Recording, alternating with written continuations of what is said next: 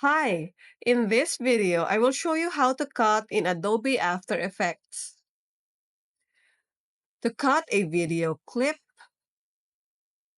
I need to split first the part that I want to cut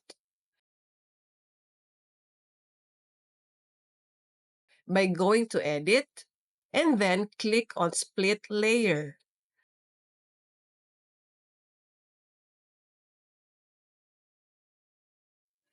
As we can see here, it was splitted into two layers. To cut this part right here,